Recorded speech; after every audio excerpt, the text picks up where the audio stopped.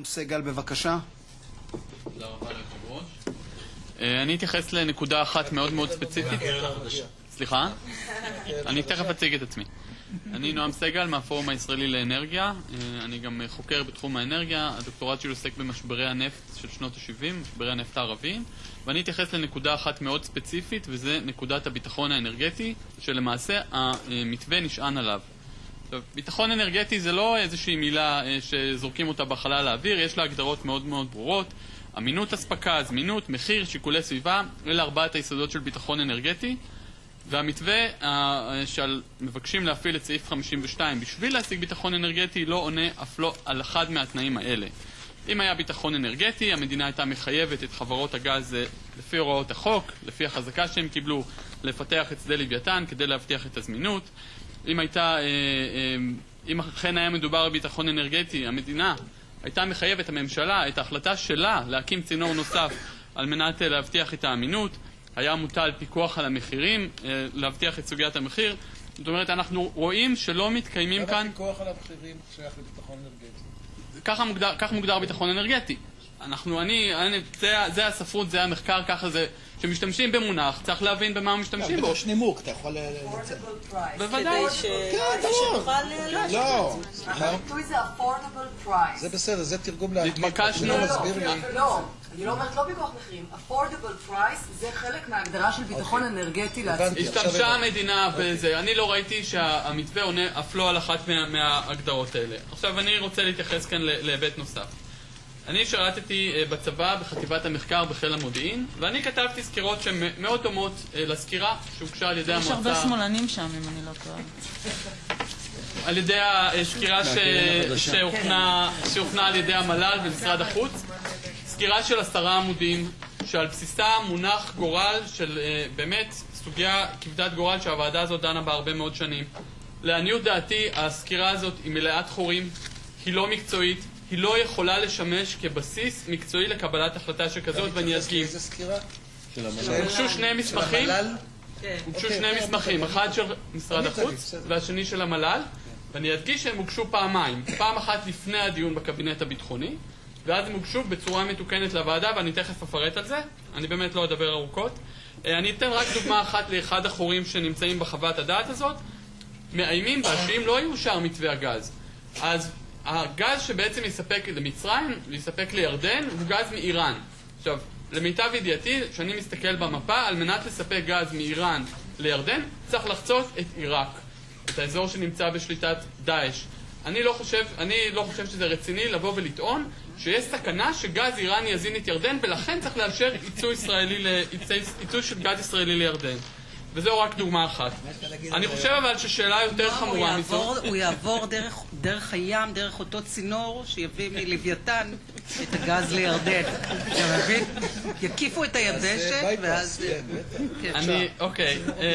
עכשיו אני רוצה להעלות שאלה שהיא עוד יותר חמורה ומעלה תמיהה לגבי עצם התקפות המקצועיות של חוות הדעת.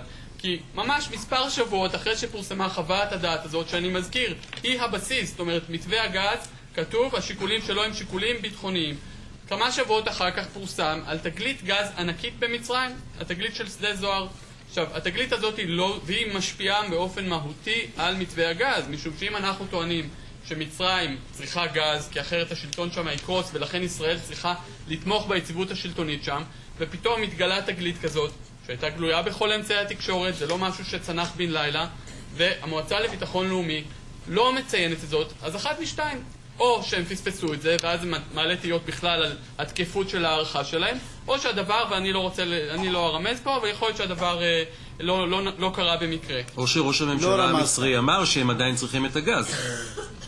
סליחה, אוקיי, עכשיו, ראש הממשלה, לפי מה שפורסם, הורה לתקן את חוות הדעת על מנת שכן תיכלל התגלית. ואני קורא בחוות הדעת המתוקנת, למשל, שהגז המצרי עדיין יש צורך לספק את הגז למצרים, משום שפיתוח שדה הגז זוהר יארך שנים רבות. והנה, לפני כמה ימים פורסמה תוכנית הפיתוח של החברה האיטלקית שהיא בעלת מאגר זוהר, ומסתבר שכבר ב-2017, זאת אומרת, עוד לפני שמתווה הגז בכלל יהיה בתחילתו, כבר יזרום גז מהמאגר המצרי. 3 שנים לפני שיופק גז מלוויתן. אין לדעת, 4 אבל זה לא מספיק למשק המצרי. זאת אומרת... המצרים בעצמם אומרים שהם עדיין צריכים את הגז הישראלי. רגע, אני אגיע גם לזה. זאת אומרת, גם חוות הדעת המתוקנת מראה חוסר מקצועיות, כי הנה תוכנית הפיתוח הוגשה לממשלת מצרים, והיא סותרת את מה שנאמר כאן לוועדה. ואני אצטט את חוות הדעת שקובעת שיש תועלות מדיניות וביטחוניות בייצוא גז למדינות האזור. אני מסכים, יש תועלות בהספקה לירדן וברשות הפלסטינית, בשביל זה לא צריך את מצפה הגז, זה אפשר לספק מהשדות הקיימים. אבל בחוות הדעת המתוקנת קובעת, בסעיף 13ב, שהמועצה לביטחון לאומי אומרת כי לא מן הנמנע שמצרים תזדקק להספקה משלימה, הדגשה, ומדגישים את זה, של גז מישראל. זאת אומרת, לא מדובר בהספקת גז ליבה למשק המצרי שמייניע את כלכלי הגז המצרי, מדובר באיזושהי הספקה משלימה. האם מזה לגזור תועלות מדיניות כל כך כבדות למדינת ישראל? לא הייתי הולך לשם. והמועצה מודה, רשום שם שחור על גבי לבן, שהגז הזה לא יגיע לאזרחי מצרים, אלא למתקני הנזלה של חברות זרות. מה הנימוק כאן? לשיכוך המתיחות בין מצרים לבין החברות. רגע, שנייה, אני רק אסיים. נתכנסה כאן הוועדה, הוקם המתווה, כל הסיפור הזה על מנת למנוע חיכוך בין ממשלת מצרים לבין חברות זרות. ואני אומר, מדינה מצרים, עוד מעט מדינה שתמנה 100 מיליון איש, האם מדינת ישראל זה התפקיד שלה למנוע חיכוך בינה לבין חברות זרות? אני אסיים בדבר אחד, משהו שלא מצאתי בדברים של גופי הערכה וגופי המודיעין, זה נתון מאוד מאוד בסיסי. 90% מעתודות הנפט והגז, 90% מעתודות הגז בעולם מצויות בשלוש מדינות. המדינות האלה הן רוסיה, קטר ואיראן. לשיטתה של ממשלת ישראל, לאחר שיוצא הגז, הרי צריך יהיה לייבא גז, צריך עדיין לייצר חשמל. אני לא מצאתי את הניתוח של המועצה לביטחון לאומי, של גופי הערכה המודיעיניים, מניין תקנה ישראל גז לאחר שהיא תייצא את כל עתודות הגז. ואני אסכם את דבריי, שהטענה של ראש הממשלה ושר הכלכלה... רק הערה, דבר שכבר קרה למדינות שיצאו את הגז שלהן, שהן נאלצו לייבא במחיר... היום אזרחי בריטניה, שהייתה אחת מספקיות הגז החשובות באירופה והסתפקה בעצמה, היום הם מקבלים משלוחי גז מקטר. קשה לי לדמיין תסריט שבו ישראל מקבלת משלוחי גז מקטר או מאיראן. למה? יש שלום כולל במזרח התיכון. אני רק אגיד... זה ההבטחות שלכם. אני רק... אסכם את דבריי ואומר שהטענה של ראש הממשלה ושר הכלכלה, כי יש צידוק ביטחוני שמחייב את עקיפת כל המהלכים הזה על מנת לעשות שימוש בסמכות לפי סעיף 52. לטעמי, במקרה הטוב היא לא נשענת על עובדות, ובמקרה הפחות גרוע, לצערי, הטענה הזאת היא פשוט מופרכת. אישור המתווה במתכונת הזאת פוגע בביטחון האנרגטי והאסטרטגי של מדינת ישראל. תודה רבה. ברשותך, אדוני. אני רק רוצה להגיד לך שמבחינתי היית מצטיין של 52. סמיילי למצטיין ממש מה שנקרא מרגמה, אתה יודע, מרגמה 52. כן, כן. דרך אגב, אני רק הערה נוספת, כדי לשים את הדברים על השולחן כמו שהם. אינני יודע מהו החלק החסוי. זאת אומרת, ייתכן שבחלק החסוי עשויות, עלולות, כל אחד יבחר את הטרמינולוגיה. התשובה היא לא. אני לא יודע איך... התשובה היא לא, אין. אני לא חושב, אבל אני סליחה, חברים יקרים, אני לא קראתי, ואני יושב ראש הדיון. יכול להיות צודקת, אני אומר את זה במובן הזה ולפרוטוקול, רק כדי להיות הגון כמי שמנהל את הדיון, זה הכל. בבקשה. אני רוצה להגיד לשתי הערות. א', לגבי הביטחון האנרגטי, על פי מה שאני מבין, יש במתווה הגבלה של 40% לייצוא, כלומר 60% אמור להיות ביטחון אנרגטי של מדינת ישראל. זאת הערה אחת. הערה השנייה, האם על בסיס מה שאתה אומר, לצורך העניין, במידה ויחתם הסכם עם המצרים, זה יוכיח שיש פה אינטרס מדיני? ואתה חוזר בך, או שגם זה לא משנה את עמדתך? לא הבנתי את השאלה. האם הסכם עם המצרים, כלומר, שבאמת המצרים צריכים את הגז הזה, ויחתמו איתנו הסכם, בטווח הנראה לעין, האם אז תגיד, סליחה, טעיתי, יש פה כן צרכים מדיניים של מדינת ישראל שמחייבים לעשות את המתווה הזה כי יש פה אילוצים מדיניים. אוקיי, אז אני אתחיל מלענות לך על השאלה השנייה.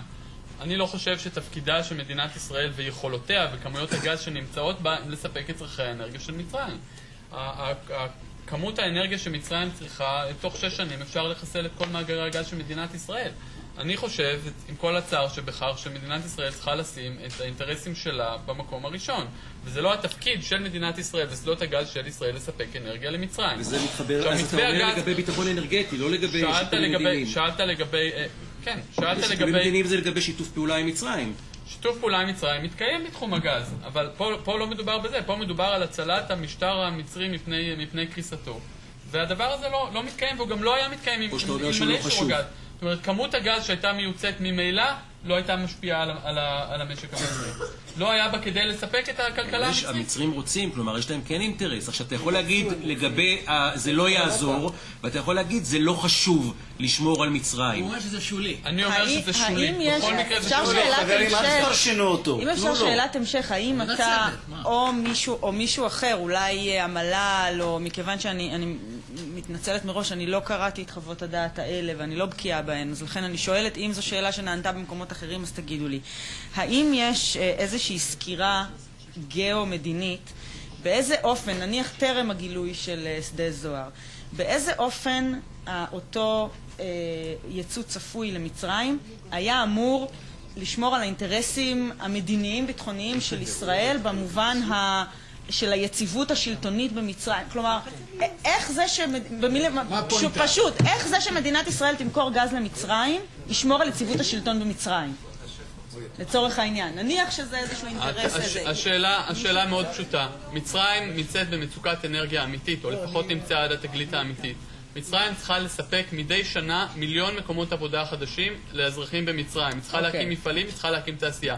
כמות הגז שהייתה מיוצאת ממדינת ישראל הייתה פשוט זניחה בהקשר הזה, היא לא הייתה פותרת שום בעיה, ויותר מזה, היא הייתה רק מסבכת את ישראל, משום שמדינות שחולקות ביניהם משאבים באופן הזה, משאבי אנרגיה, אפשר לראות את המשבר שהיה בין רוסיה ואוקראינה, שתושבי גרמניה ישבו בחושך. הנושא הזה של העברה של אנרגיה בצינורות בין מדינות, רק היה עלול לסבך את מדינת ישראל, אולי עלול, המתווה עוד לא אושר. אני אבל רוצה להגיד עוד משהו, משפט אחרון, נועם. היית מצטיין, אז כדאי שזה... כן. החוזה מלכתחילה לא דובר על חוזה בין ממשלת ישראל לממשלת מצרים, אלא חוזה בין חברות גז ישראליות לחברות גז אירופאיות. זאת אומרת, הניסיון להציג את זה כמהלך ישראלי-מצרי הוא בכלל לא נכון ברמה העובדתית. מזכר ההבנות נחתם בין חברה שנקראת יוניון פנוסטה לחברת נובל וחברת דלק. זאת אומרת, כל המעטפת המדינית באה רק כיסוי מעל. לא, אבל הביטחון האנרגטי של 40% ו-60%. אוקיי, אני לא רציתי להיכנס לזה, לסיפור של הביטחון האנרגטי, אבל הדבר ראשון לא מדובר ב-60%, מדובר על 50% בתיקון של ועדת צמח. אין דבר כזה. זאת אומרת, ההגדרה של 50% היא פשוט, התפיסה שעומדת בבסיסה היא שגויה. כמו שנאמר בוועדת צמח. אנחנו לא נצטרך, האנרגיה שלנו, אנחנו נצטרך אותה גם בהמשך. זה לא שעוד 25 שנה, כמו שאמרה ועדת צמח, או 29 שנים, שגמרו אותם 50% ששוריינו למשק הישראלי, פתאום אנחנו לא נזדקק אנרגיה. לא, הם אמרו דבר יותר חמור. שאול מרידור אמר שהוא לא יודע אם עוד 30 שנה תהיה מדינה. נכון, זה כתוב בפרוטוקולים. לא המצאתי את זה. אני אנסח את זה בצורה אחרת. באמת משפט אחרון, כיוון שזה נושא שכבר, איך אומרים, הוא מוכר מאוד העניין הזה. אני מוכן לייצא מחר, או מוכן, אני סבור שאפשר לייצא מחר את כל עתודות הגז של מדינת ישראל, בתנאי אחד, שתהיה חלופה, מקור אנרגיה חלופי. אם מחר ממשלת ישראל מחליטה לייצא את כל הגז ולבנות מתקנים סולאריים, לבנות מתקנים להפקת אנרגיית הרוח, אדרבה. אבל הנושא של 40%, 50% זה לא רלוונטי. המדינה תצטרך עדיין להשתמש במקורות אנרגיה. תודה נועם. תודה, באמת תודה לך. מאיפה יבוא כל הכסף למשק שאנחנו רוצים? אבל זה לא... ינון. אוקיי, תודה. איתן, הערה אחת קטנה בהמשך לדברים האלה, ינון. המתווה החדש מסיר את האינסנטיב בזה שלחברות היה איסור לייצא גז בתמר עד שיפותח לוויתן. המתווה פותר אותם גם מההתניה הזאת. כלומר, הייצוא מתחיל מ-day one, מרגע שהמתווה עובר, בלי שום התחייבות שלהם, שמתישהו הם יפתחו את לוויתן. תודה שלי. מאיה?